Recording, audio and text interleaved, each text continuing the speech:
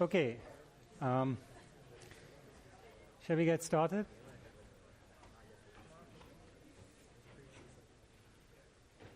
Okay, hi. Okay, so today we'll talk about the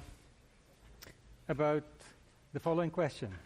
So suppose somebody hands you a coin of unknown bias. So you're given the coin. The probability of heads is P, and P is unknown. Okay, and what you want to do is you want to estimate P. Okay, so you want to come up with an estimate for P, and let's say your estimate is not P, but it's P hat. Okay, which you want to be as close to P as possible. So let's say that P was unknown. Let's say P on the side. Suppose you happen, on the side we know that P is actually 2/3.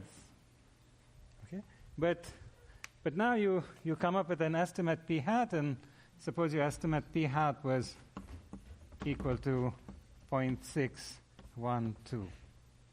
Okay, and so what we are interested in is how big an error do you have in your estimate?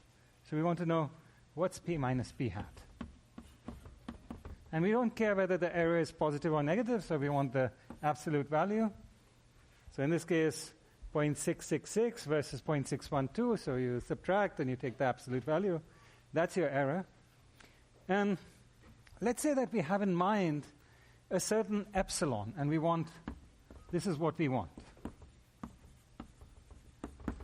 So we want the error to be less than epsilon. So say epsilon is 0.05, and now I don't know whether we achieved it or not here. Okay, so we test, we say 2/3 minus 0.612, absolute value, what is that? Well, it's 0.0 something. It's 0.054, maybe something like that. So we are not within epsilon if epsilon was 0.05. So we have to do a little better. Okay? So now how do we achieve such an estimate? Here's what we plan to do. We'll pick some n. So we'll flip the coin n times. Okay? And we look at what fraction of those n coin flips came up heads, and report fraction of heads. Okay, so if n was 100, okay, and we flip it 100 times and see what comes up, and let's say we had 61 heads, so we say P equal to 0.61, 61 divided by 100. Okay, so it's the obvious thing, right? So another way of saying it is you let x equal to x1 plus x2 plus x sub n, where each x sub I equal to 1 if ith flip is head, 0 if tails. Okay, so x is just the number of heads we got, and now we let p hat be equal to x divided by n. Right? So another way of asking the question is to say, how big should n be to guarantee that p hat minus p is less than epsilon? Okay? So another way of asking the question is, how large an n should we pick such that when we flip the coin n times and report, we report p hat is x divided by n. We'd like p minus p hat absolute value to be less than or equal to epsilon. So any ideas what the answer is? Yeah. Infinite, yeah. Yeah, there's no finite n that can guarantee this. Why is that? You can always have a weird result, right? You could always have, no matter how improbable it is, there's some chance that you flip the coin and you just keep getting all heads. or you keep getting all tails. So there's no way, as long as epsilon is a reasonable number, a small number, there's no way you can guarantee that you'll always, by this procedure, get the correct answer. Okay? So that's why what we are going to do is, because there's no reasonable answer, we do the next best thing, and we introduce a delta. Okay? So we introduce confidence. We introduce another parameter, delta. And what we want is, with confidence, 1 minus delta. Okay, so what do we want? Well, what we want is that the probability that p minus p hat is not less than epsilon.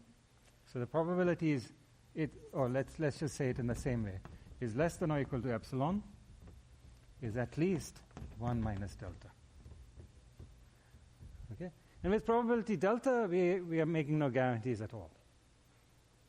Okay? So there's some chance we'll just get all heads, or 90% heads, even though the bias is 60%. That's fine. That as long as that chance is small, we don't care, because things happen, right? It's life. You can never get a guarantee on anything.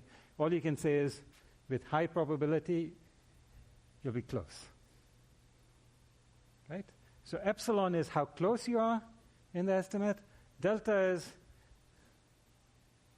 confidence, right? What's the chance that something really strange happens? Right? There's always a chance. Okay?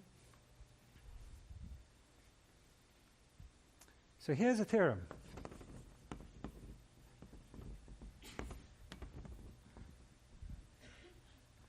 N equal to 1 over 4 epsilon squared delta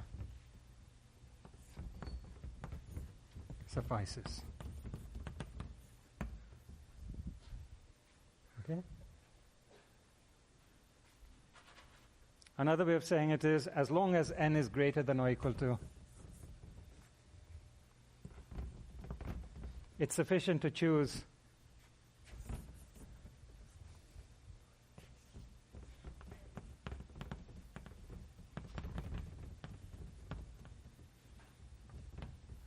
n equal to anything greater than 1 over 4 epsilon squared delta will guarantee you this result.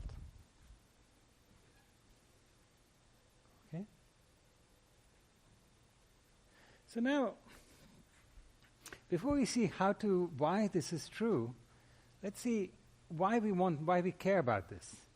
So I claim that there are many, many situations where we care about estimating the bias of a coin. Okay? Let me just describe one to you, because it's quite different from what you might expect, and it hopefully gives you a sense that there are many, many places where this comes up.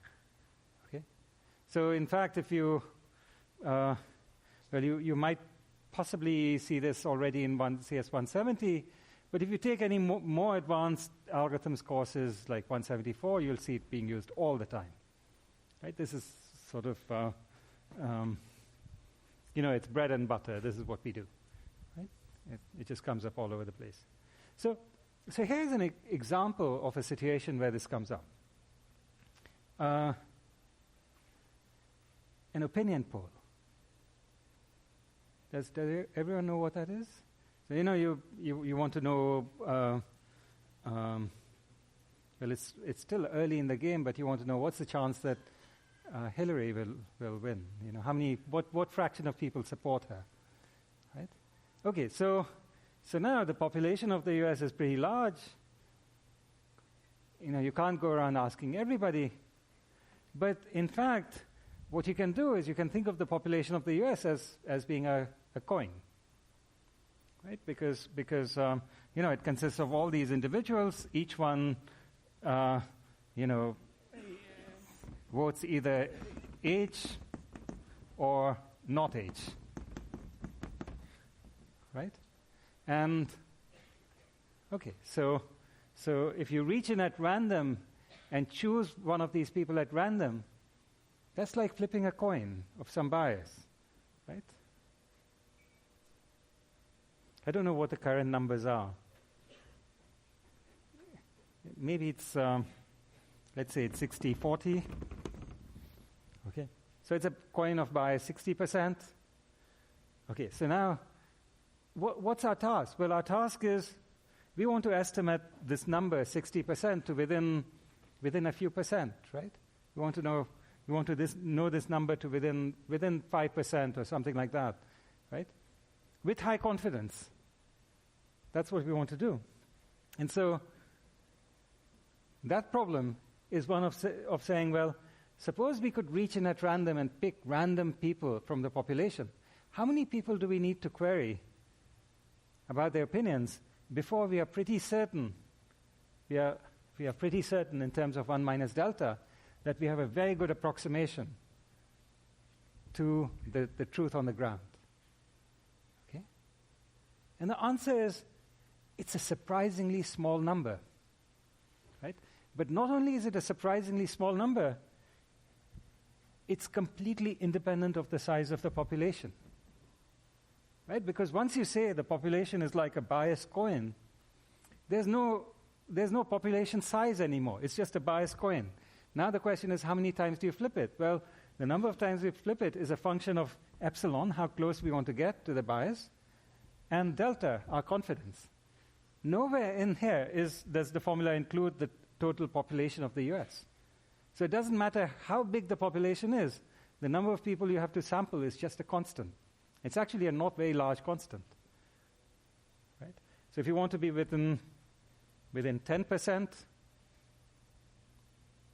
with 9, so let's do this. So suppose epsilon equal to 10%, 0.1, delta equal to 0.05, right, 5%. Then what this would say is n equal to 1 over 4 times 0.1 squared times 0.05, which is 0.1 squared, it gives you 100, times 0.05 gives you 20, divided by 4, which is 500. Okay? Now, usually, in actual fact, you wouldn't want a 10% error. You'd probably want something more like 5%. So let's repeat it again with 5%. So if we had 5%, 0.05, so now this would become times 4,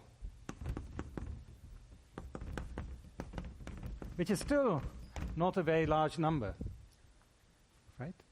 So you'd be within 5% with 95% confidence. Okay? Now, actually, we'll see later that this formula is slightly pessimistic.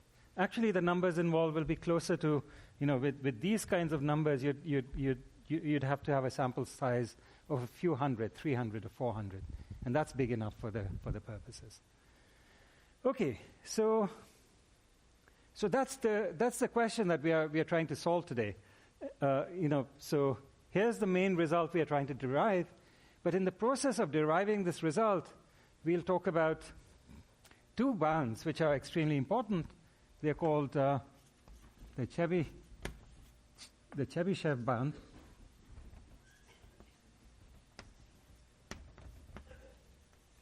and the Markov bound.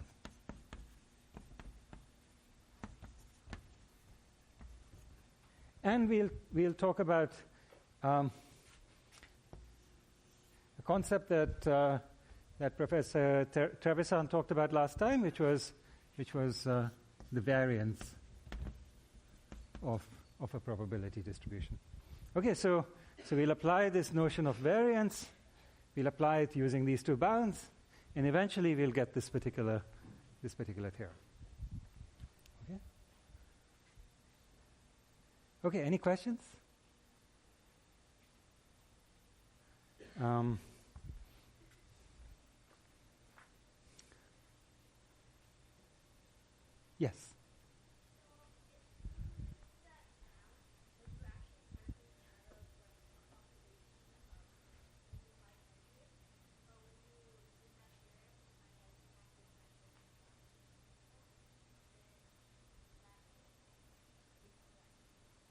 I'm sorry. So you're saying if we work with these numbers, epsilon equal to 0.05 and delta equal to 0.05, this bound tells us use a sample of 2,000.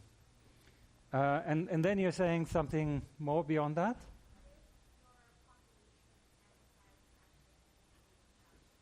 So suppose that the actual number of people you had was only 1,000. Well, then you would just ask everybody, and you don't have to do sampling anymore, right?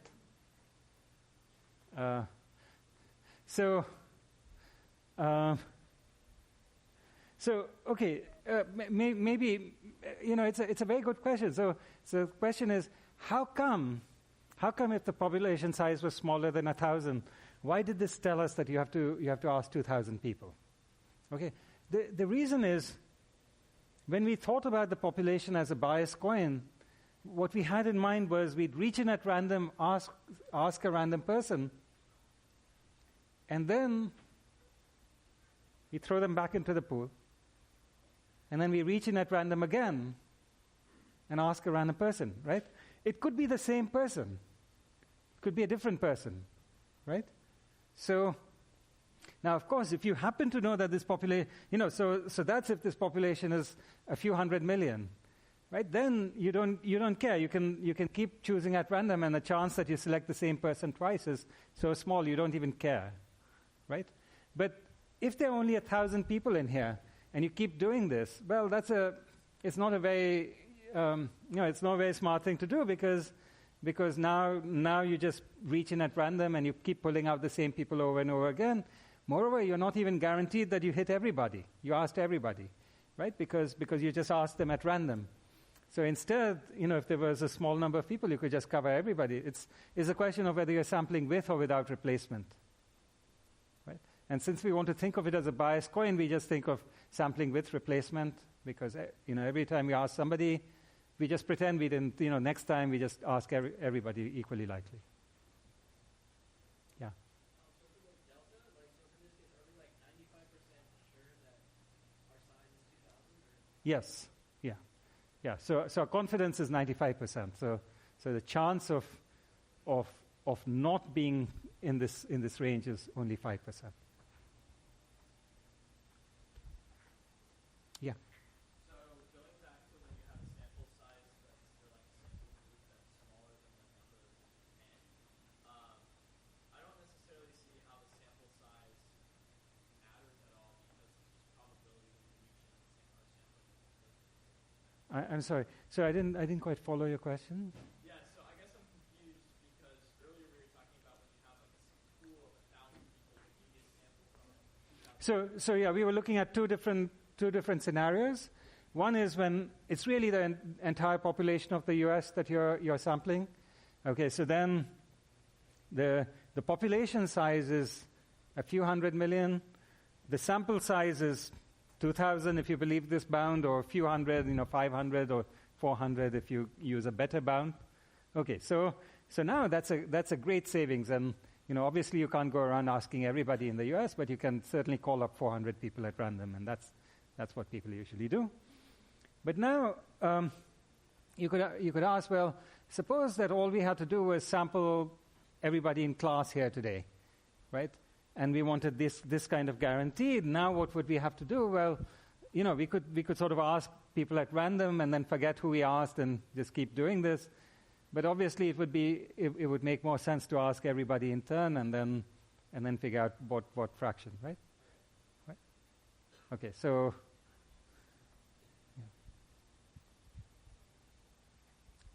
any more questions? Okay.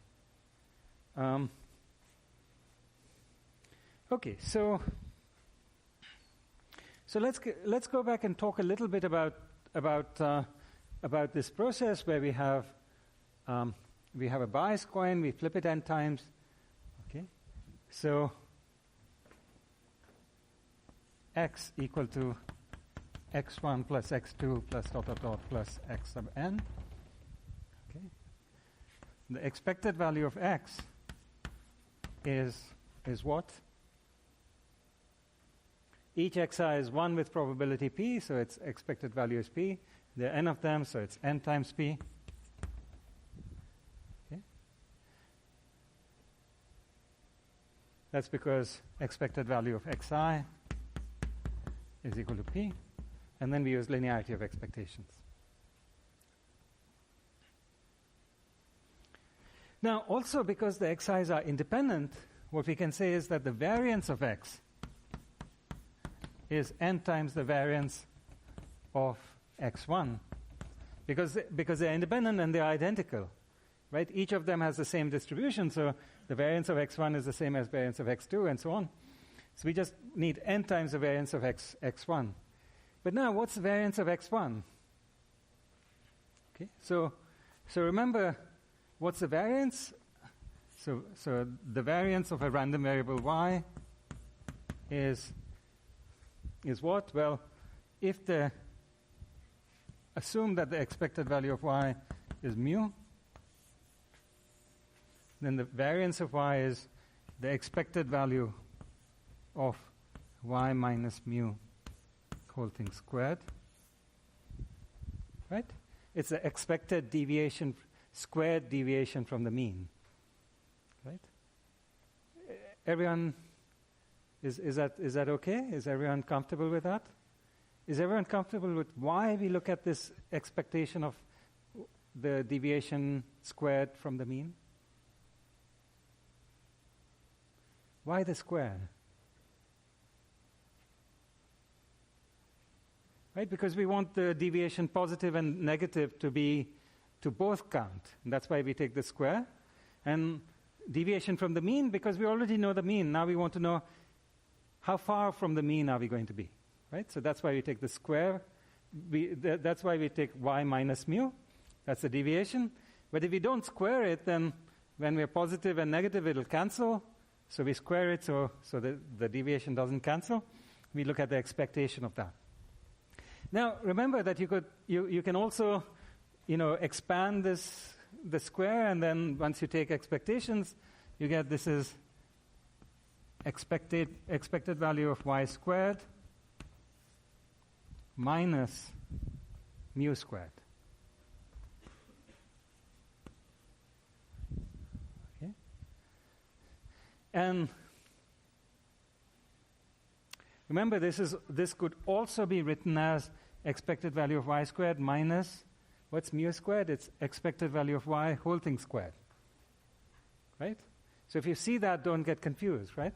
So it's just expected value of y squared. So y squared is inside the expectation. This is expected value of y whole thing squared. So you first compute the expected value of y, and then you square the result. Okay, so now what's the variance of x1? So this is n times variance of x1, which is expected value of x1 squared minus expected value of x1 whole thing squared. Right? Now, what's the expected value of x1? It's p. So this is p squared. Right? What's the expected value of x1 squared? Okay, what's x1 squared? I'm sorry? Yeah, see, x1 is 0, 1, so x1 squared is also 0, 1. And x1 squared is 1 squared if the ith flip is a heads. 1 squared is the same as 1. It's 0 squared if it's tails, but 0 squared is the same as 0. So x1 squared is the same thing as x1. It's the same random variable. Right? Whenever you have an indicator random variable of this kind, takes on value 0 or 1, when you square it, you get back the same thing. So this is the same thing as expected value of x1. Right? Because x1 squared is the same thing as x1. So you just get p minus p squared times n.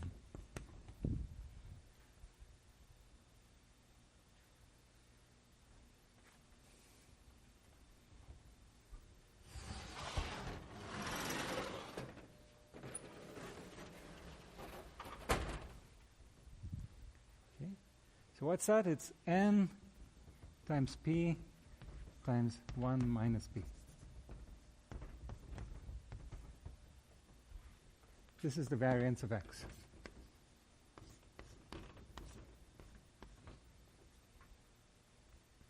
Okay, so let's try to understand this formula a little bit. Okay? So p times 1 minus p. Now, how do we think of that? Well, of course, it depends upon what p is. But we don't know what p is, so we may as well take... So we want to know how big is the variance. And, of course, the bigger the variance is, the worse it is for us, because it says, the number of coin flips can be, the smaller the variance is, the more closer it is to the mean. We know it's narrow within some range of the mean. So we want to upper bound the variance. We want to say this is less than or equal to something. So obviously we can say it's less than or equal to n, because p and 1 minus p are less than 1. But actually we can say more than that. P times 1 minus p, when does it take its maximum value? When p is equal to 1 minus p is a half. Right? Because when p is small, well, this is small because p is small. And when p is large, this is small because then 1 minus p becomes small.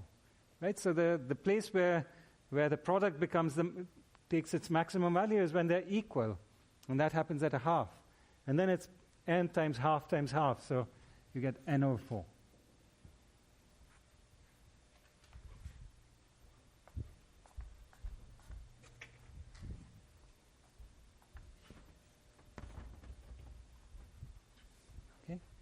So that's as far as the p1 minus p goes. That's sort of a little bit of a complication. But now the important thing here is the variance of x, which is n coin flips. It scales like n. Okay? But the variance is the squared deviation from the mean. Right? But how big can the deviation from the mean be? Well, it's roughly n, right? N over 2 or something like that. But when you square the deviation from the mean, you take n and you square it, or n over 2 and you square it, you should get n squared over 4. We are getting only n over 4. Right? That's telling us that the deviation is smaller than we would naively have expected. Okay. So where did this come from, the fact that the deviation is so small? Well, the place it came from is because x is a sum of independent random variables. And so the variance adds up. So the variance of x is the variance of x1 plus variance of x2 plus so on. And the variance of x1 is some constant. It's just p times 1 minus p.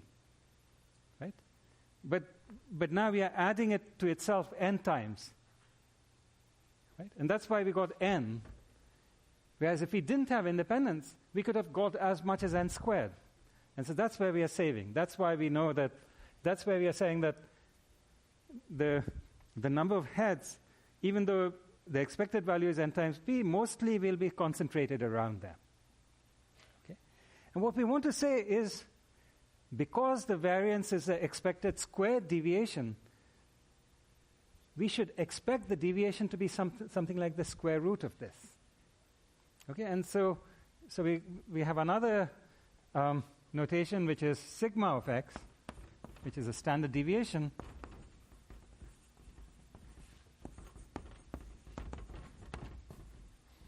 Which is the square root of the variance of x.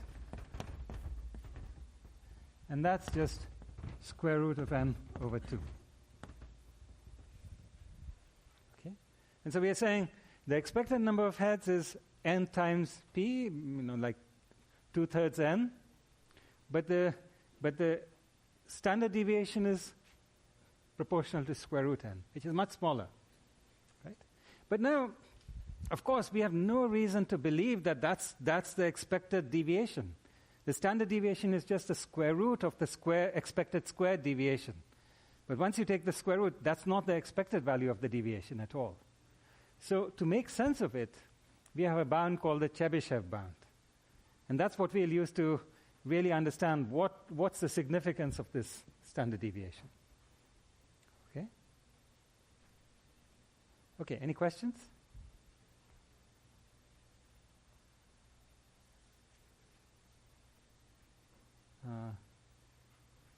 Questions or a 1-minute break?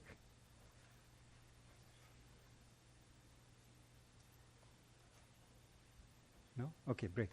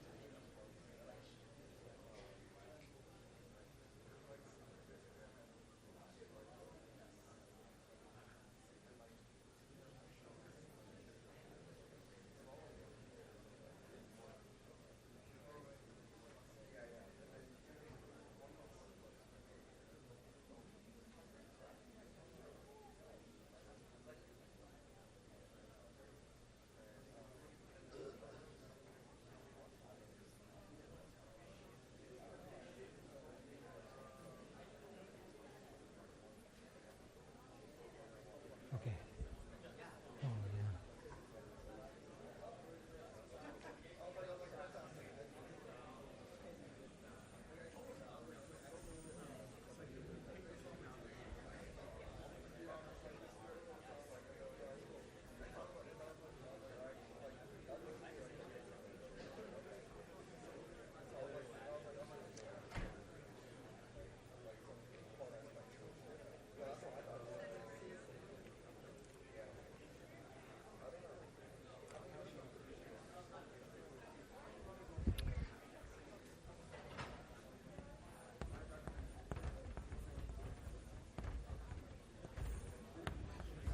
Okay. All right, so here's what Chebyshev's inequality says. Okay, what it says is, suppose that, okay, so here's how what it says. So suppose this is our mean, and now suppose we go out, this is one standard deviation, this is sigma.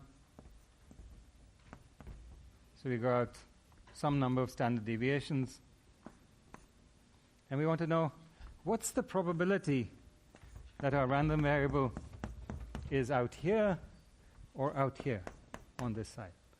Okay, so we go away, say this is k times sigma, k standard deviations away from the mean. We want to know what's the probability that we could ask it in two ways. What's the probability we are within k sigma of the mean? Or what's the probability we are outside of k sigma of the mean? Right? So what it says is that the probability, if you have a random variable x with mean mu, is it x or y? Well, let's just call it y still, because that's what I had up there. So suppose you have a random variable y with mean mu, And you want to know what's the probability y minus mu is larger than k times sigma. The answer is it's smaller than 1 over k squared.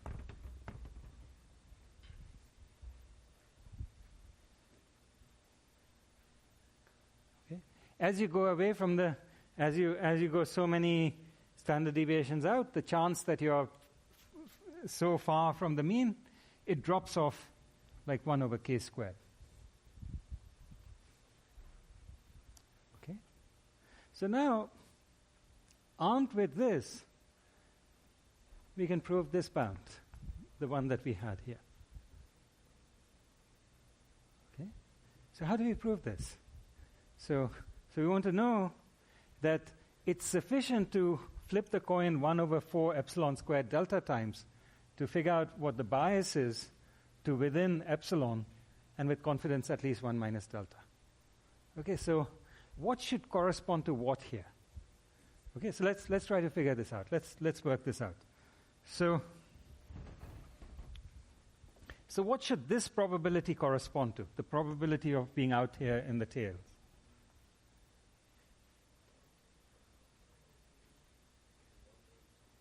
I'm sorry? It's yes, but in terms of delta, epsilon, n, all this stuff. So what should this probability correspond to? What in our example? Delta, right? So this should be delta. So this ought to be delta. Okay. What should this correspond to? This should correspond to epsilon, right? And so now, all we need to do is we need to plug in the numbers and figure out what's going on, right? Okay, so let's go ahead and do that. So we want to prove that bound up there. And so to prove that, what do we do? Well, what we want to know is, so we are flipping a coin n times. So we have x equal to x1 plus xn. We want to know what n is. We know the expected value of x equal to n times p. And we want to be within epsilon, right? So when we so p hat equal to x divided by n, and we want p minus p hat to be less than or equal to epsilon, which means that we want n times p minus n times p hat to be at most n times epsilon. Right? So the actual number of heads should be within n times epsilon of the expected number of heads, which is n times p. Okay? So let's see. We also know that here sigma of x, the standard deviation, is square root n over 2. Okay. So now what we know is we want the deviation from the mean to be at most n times epsilon. Okay. So here's our picture. Here's n times p, and we want the total number of heads to be within n times p plus epsilon n and n times p minus epsilon n. So we want to be in this range, right? That's where we want to be. We want to make sure that the probability of all this is less than or equal to delta. Okay? And so we want to apply Chebyshev. So what we want to know is how many standard deviations are we going? Right? The standard deviation is square root n over 2. So how many of these square root n over 2 fit inside epsilon n? So the number of standard deviations is epsilon n divided by square root n over 2, right? Which is 2 times epsilon times square root n. Okay, that's the number of standard deviations. So now we can say the probability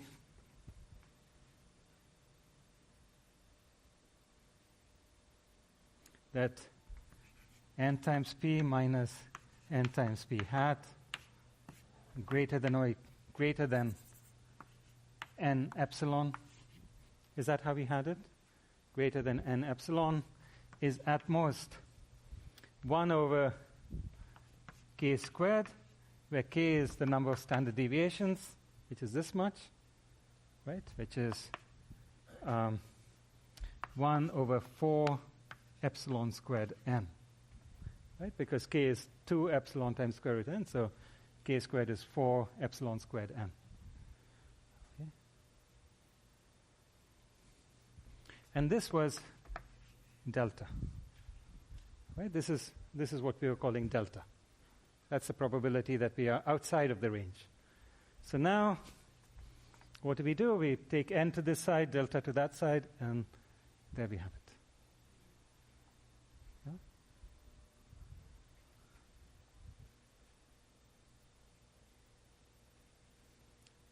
Is everyone clear what we did here? No. Okay, so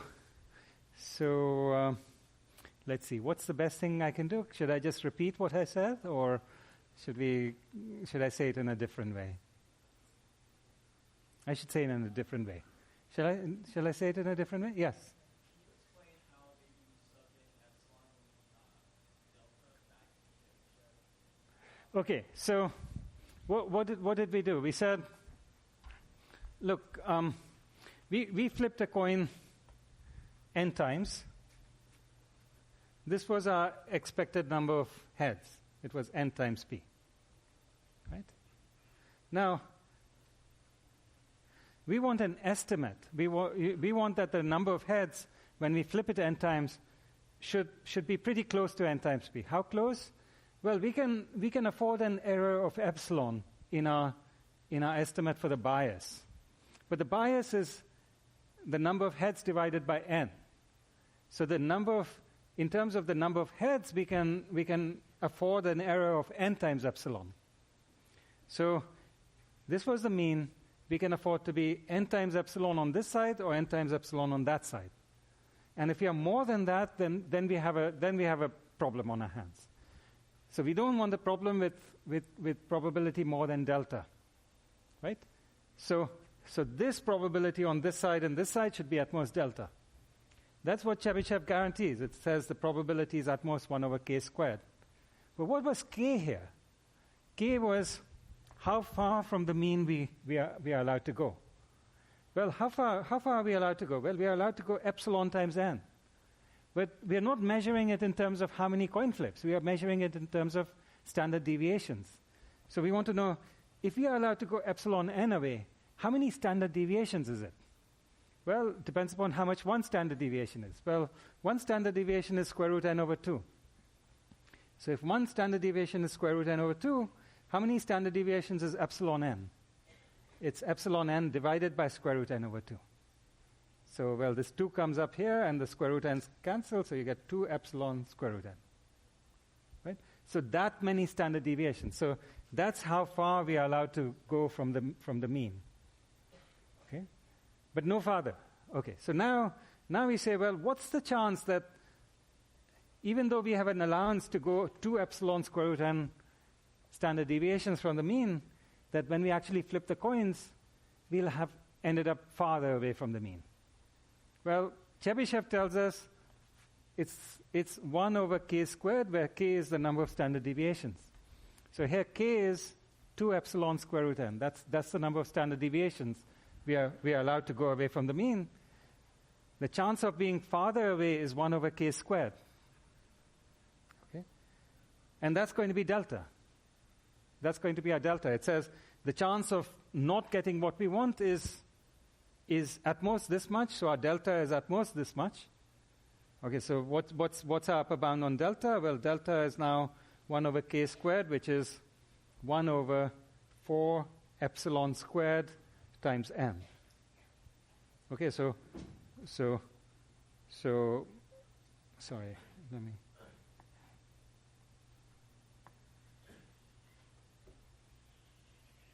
Okay, just to make sure that this is what's below and above the line. Okay, so we got 1 over k squared is 1 over 4 epsilon squared n, and that was our delta.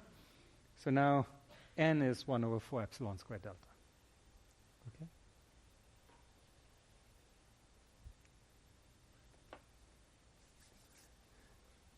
Did that help?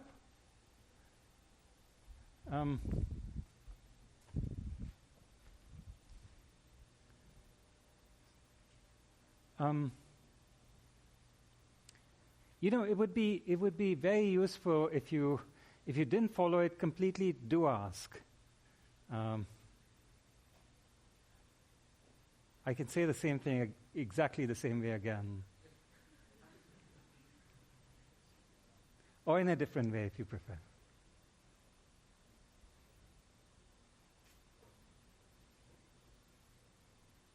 Yes. Just exactly the same way? Really? Okay.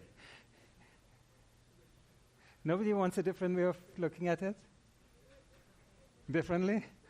Really?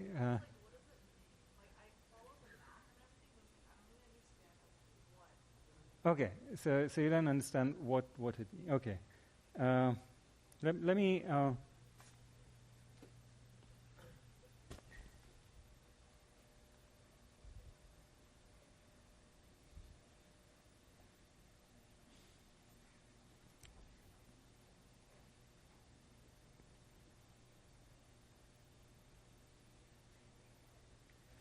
Okay.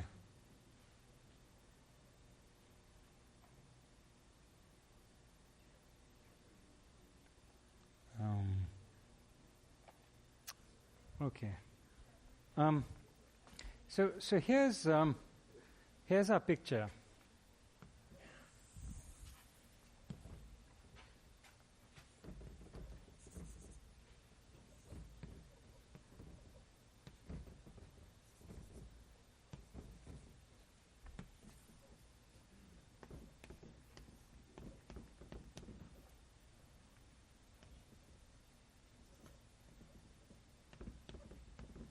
Okay, so suppose we plot m versus probability x equal to m.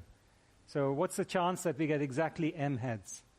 What do we expect it to look like? Well, the expectation is n times p, right? So if p equal to 2/3, it's 2/3 n. And then we expect somehow the numbers to fall off in some way. Actually, it's supposed to fall off much more dramatically than this. So actually, what's supposed to happen is something more like this. So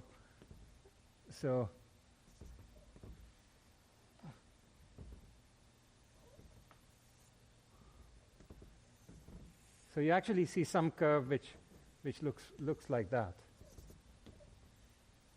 Okay, and so now we could intuitively think about what's the width of this curve. Of course, the width is actually n, right? Because it can be, it's non-zero starting from 0 and all the way out until n. So the width is really n.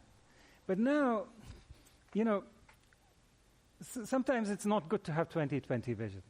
So, you blur your eyes a little bit, and once you blur your eyes, what happens is it looks as though this is what the curve is.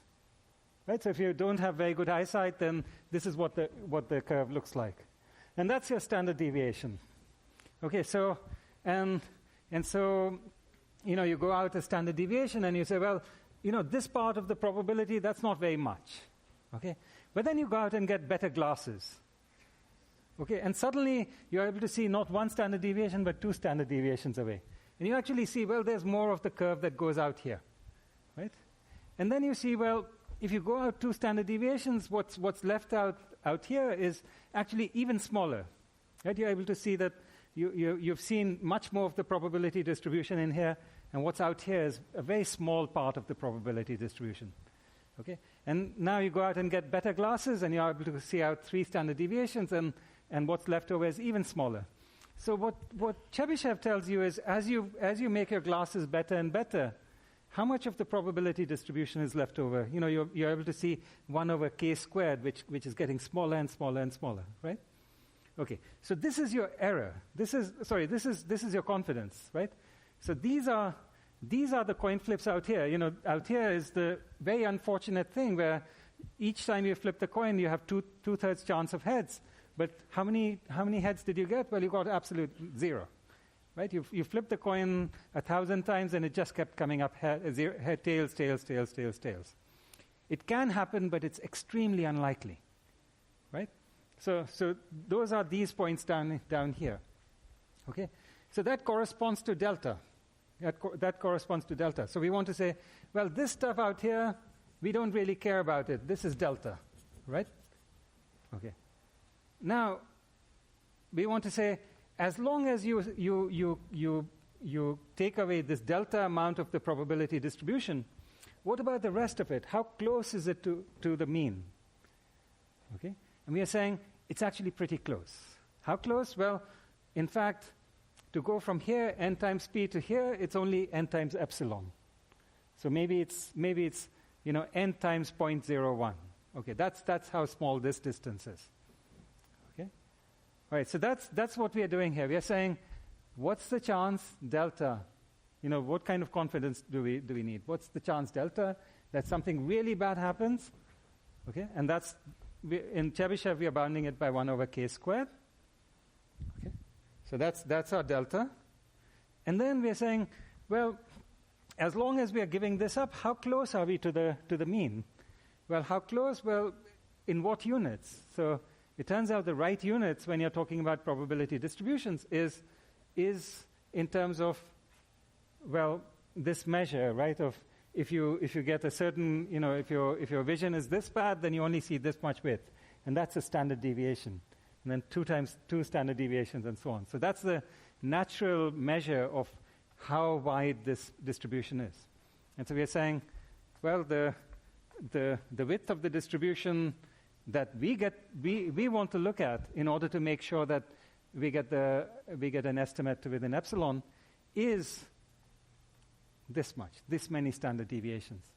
And so now we substitute into Chebyshev's bound, and we say, well, then delta is 1 over k squared. Okay?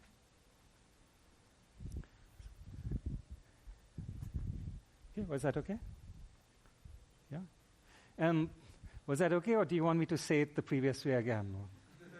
Are you okay? Okay. Good.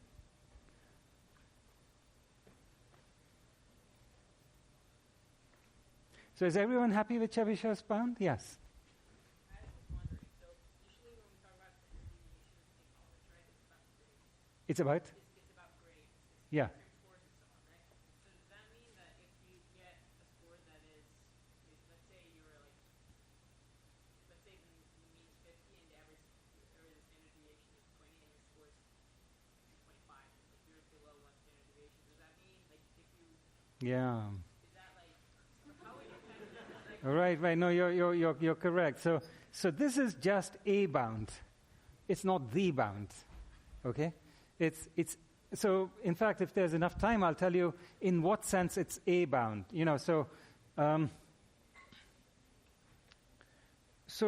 What this does is, using minimal assumptions, it guarantees you that if you go out k standard deviations, the probability is at most 1 over k squared. Now, it turns out that they are better bounds than the Chebyshev bound, but they are much more restrictive. Okay, you have to have more conditions that have to hold in order to apply these other bounds. Okay, and then instead of giving you 1 over k squared, they give you an exponential in minus k squared. Okay, so that's it's in terms of delta, it gives you an exponentially better bound. Okay, but in order for that to happen, it's a more restrictive condition. Okay, and so we'll get to that later. So in other words, the answer is what Chebyshev says is definitely true, but then it's not telling you the entire truth. You might be able to say something much stronger, and it's just not telling you that. So there are cases where Chebyshev is not telling you anything, and you should be able to infer something. It's just that it's a weaker bound there. Huh? Okay. Any other questions? A 1 minute break?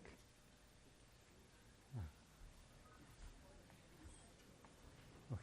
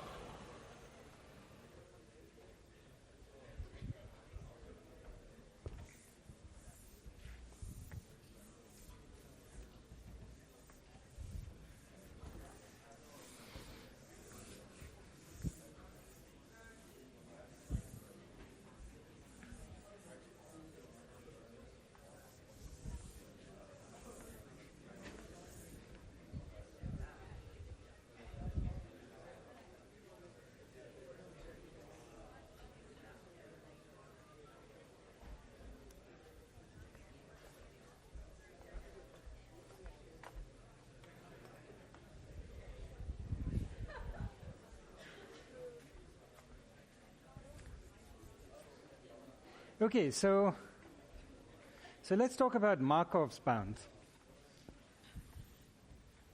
Okay. So Markov's bound says something very simple.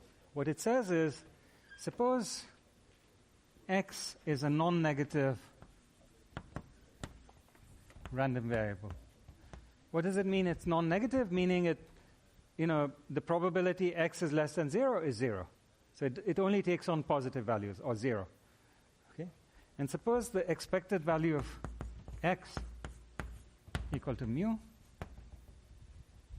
then the probability x is greater than or equal to k times mu is at most 1 over k.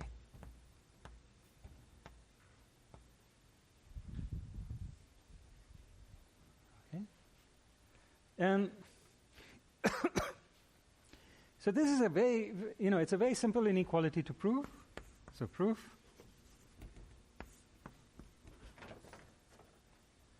expected value of x equal to mu is sum of all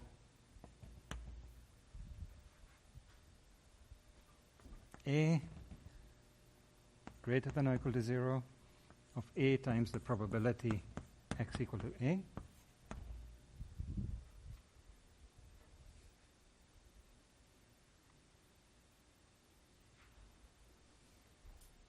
And now, since x is a non-negative random variable, a is always greater than or equal to 0, right? So this is at least as much as summation a greater than or equal to k times mu of a times probability x equal to a. Right? So I'm just throwing away part of this summation. That can't reduce it because everything is positive here, or non-negative. But now I'll throw away even more stuff, and I'll say, instead of having a here, I'll just put k times mu here. Right? Because a is always larger than or equal to k times mu, so it's k times mu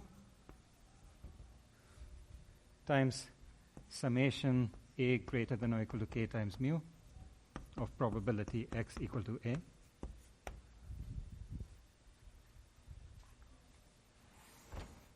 Oops. Okay.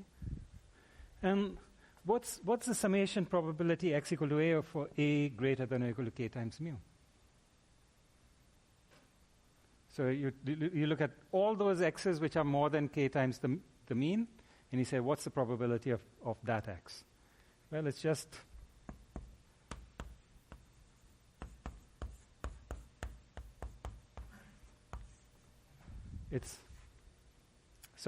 maybe I should just write this again. It's too much of a mess. So I'll just write the proof again. So the proof goes like this. Expected value of x equal to mu. So let's just write out the expectation. It's summation over all A of A times the probability x equal to A. But now because x is non-negative, we only sum over the non-negative values of A, so all these numbers are non-negative. So if we drop some of them, the summation only becomes smaller. So this is summation over all A, which is larger than k times mu of A times probability x equal to A. But now, since A is larger than k times mu, I can only make this sum smaller if I just replace A by k times mu. So it's summation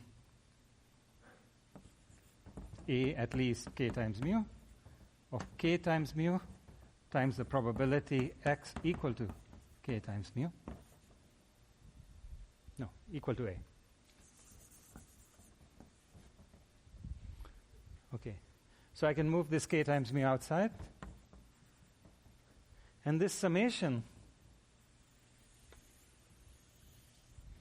is just the probability that x is at least this amount. Right? So it's k mu times probability x is at least k times mu. The left-hand side was mu.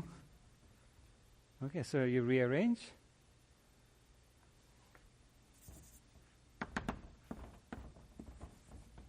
So mu is at least k times mu times this probability. So you just now you move the k to this side, and you get the answer. So probability x is at least this much is at most 1 over k.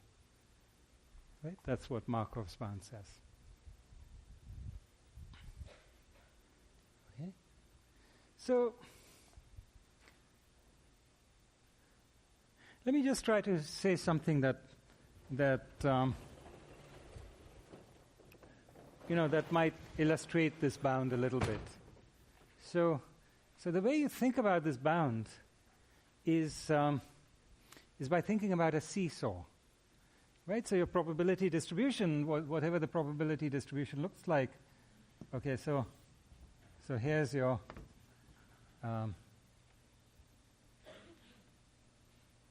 here's A versus probability x equal to A. And we know it's a non-negative random variable, so it starts from 0, nothing to the left. And then there's a probability x equal to 0, etc. So it's some shape like that. And then there's the mean mu.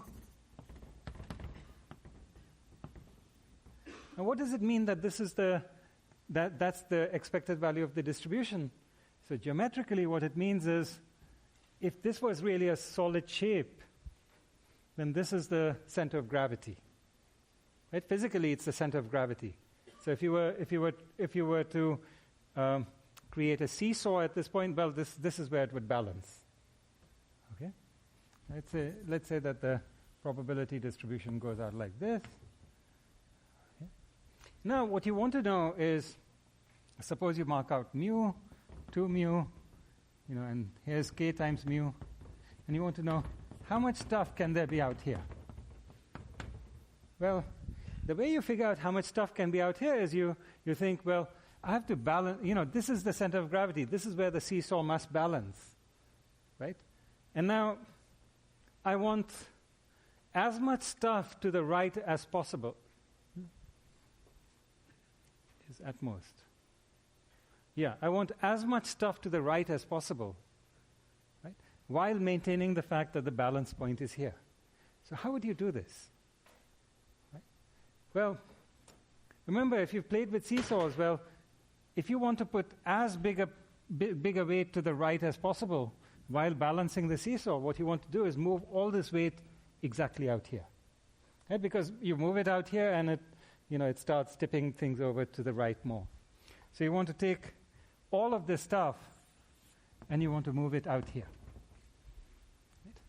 The other thing is, in order to make this as large as possible, you want to take everything which is not to the right, and you want to move it as far left as possible, because that's when you can balance the maximum load on this point.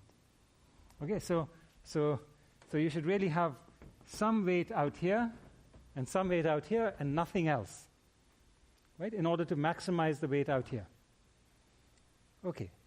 But now, how much weight can you actually balance? Well, if you have 1 unit of weight here,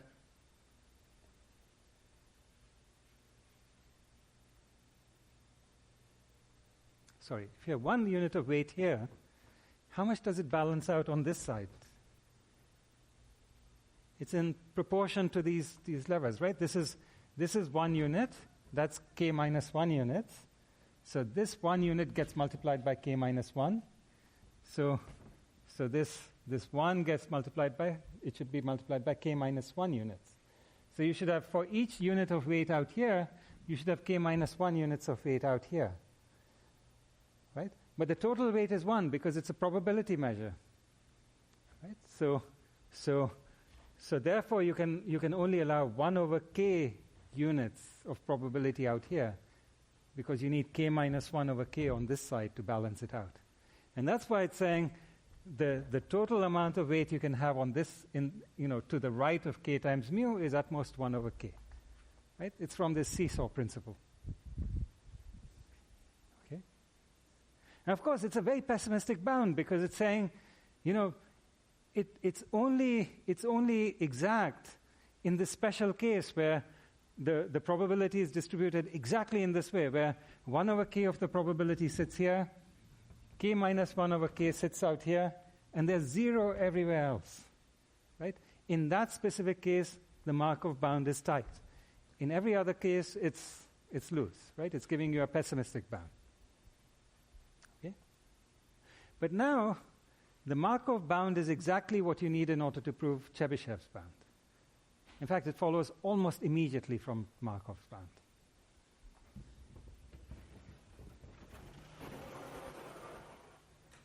So remember what Chebyshev's bound says?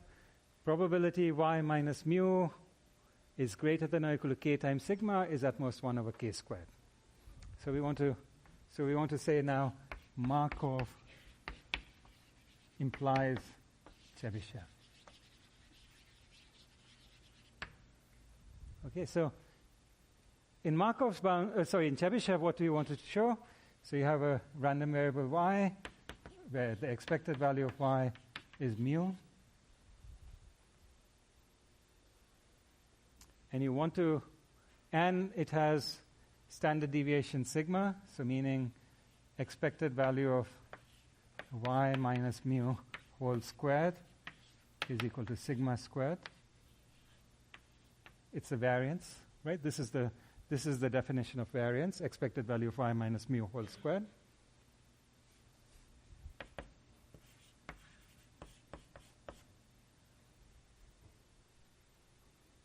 Okay. And now we want to show, therefore, the probability of y minus mu greater than or equal to k sigma is at most 1 over k squared. Okay. So let's introduce a new random variable. Let's call it z. And let's say z equal to y minus mu whole squared.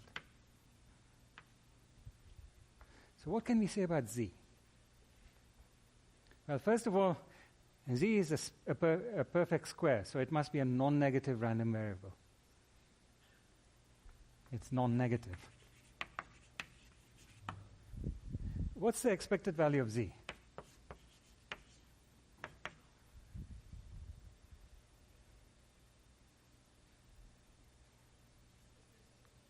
Is equal to sigma squared.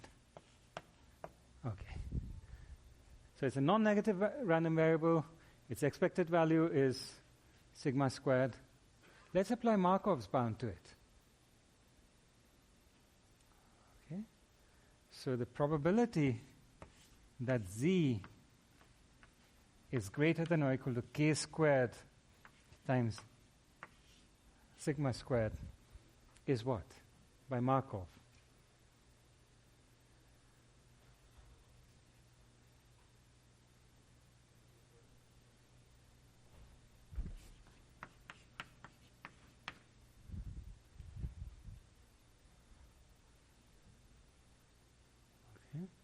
But what do we write in the parentheses here?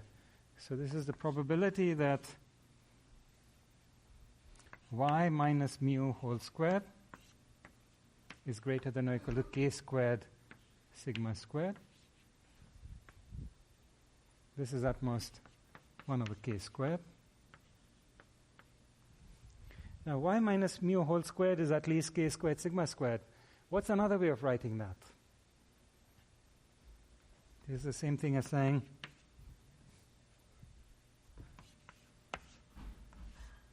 y minus mu absolute value greater than or equal to k times sigma is at most 1 over k squared. And that's Chebyshev, right?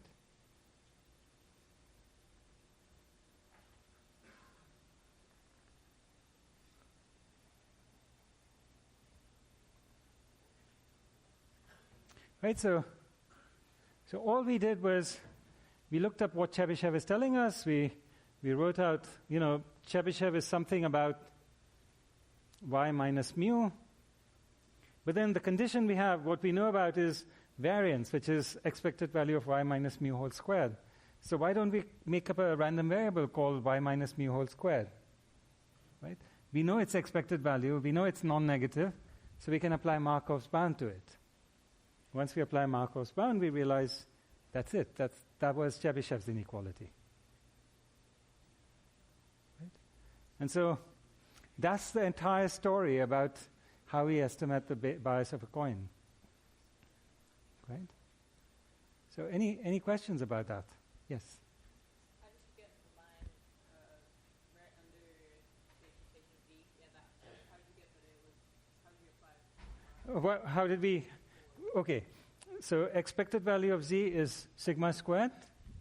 So what's the probability z is greater than or equal to k squared times the expected value of z?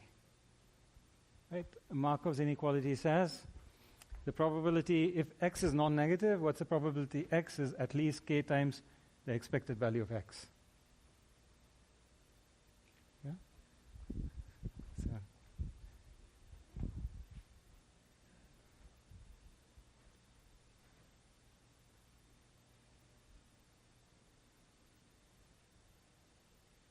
any more questions?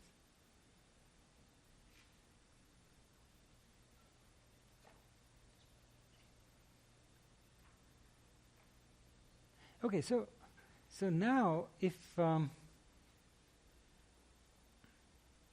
me do one more thing. Let me try to tell you a little bit about in what sense this bound, the Chebyshev bound, is a weak bound, or in what sense it's a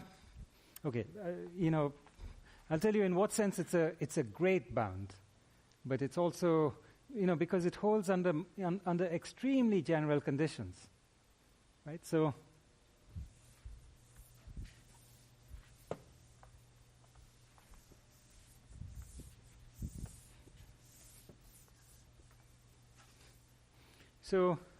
Chebyshev holds under very general conditions, and basically, what did we have to know about a coin flipping scenario in order to apply Chebyshev's bound? So what did we know? We knew x was equal to x1 plus x2 plus x sub n. Okay, and then we said the variance of x is variance of x1 plus variance of xn. And that's how we got that the variance was much smaller than we had any right to expect. Because the variance was only linear, is n times the variance of x1. And so the fact that the dependence on n was just as n rather than n squared, this is what was the key thing that made the whole thing work. Because once we had that, the variance is small, and then we apply Chebyshev's bound, and that's it. That's it. We are done. Right? That was the whole thing. Right? Okay. So the reason it worked is because we were able to add up the variances. Now, do you remember why we were able to add up variances when random variables are independent? So we said variance of x1 plus x2 plus x sub n. Okay? And then we said variance of x1 plus x2 plus x sub n. And that's why that's how we got that the variance was much smaller than we had any right to expect. Because the variance was only linear, is n times the variance of x1. And so the fact that the dependence on n was just as n rather than n squared, this is what was the key thing that made the whole thing work. Because once we had that, the variance is small, and then we apply Chebyshev's bound, and that's it. That's it. We are done. Right? Okay, so the reason it worked is because we were able to add up the variances. Now, do you remember why we were able to add up variances when random variables are independent? So we said variance of variance of x plus y equal to variance of x plus variance of y when x and y are independent.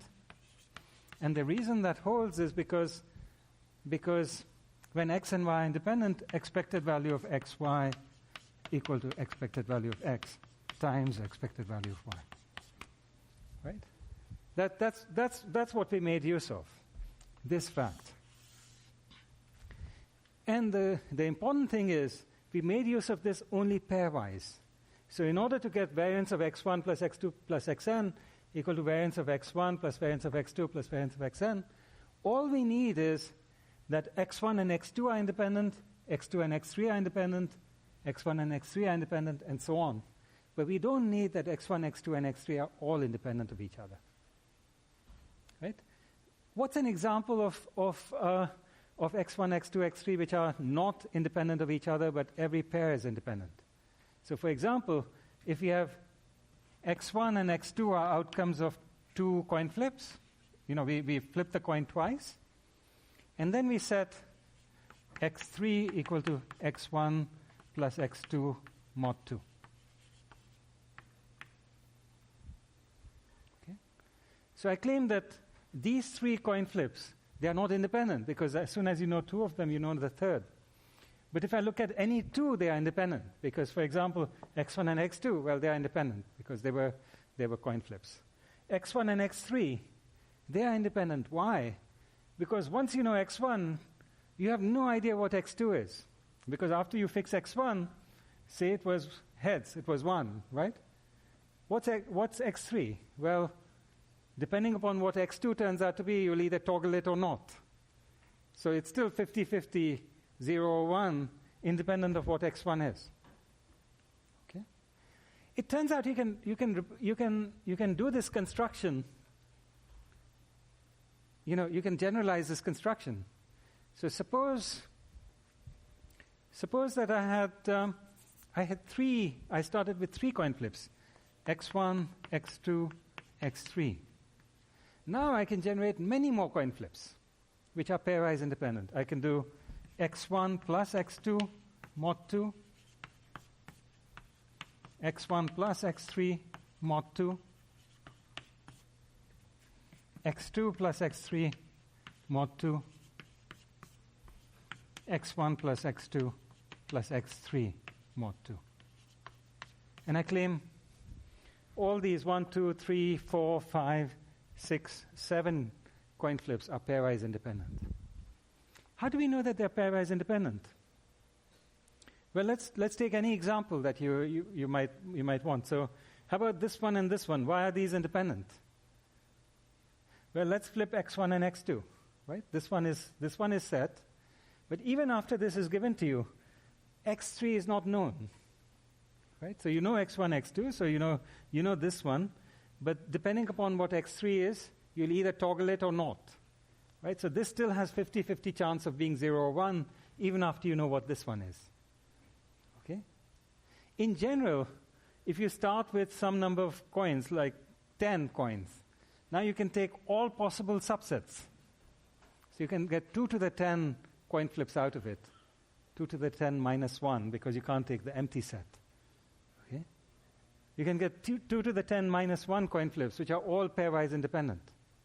And Chebyshev's bound applies to that too.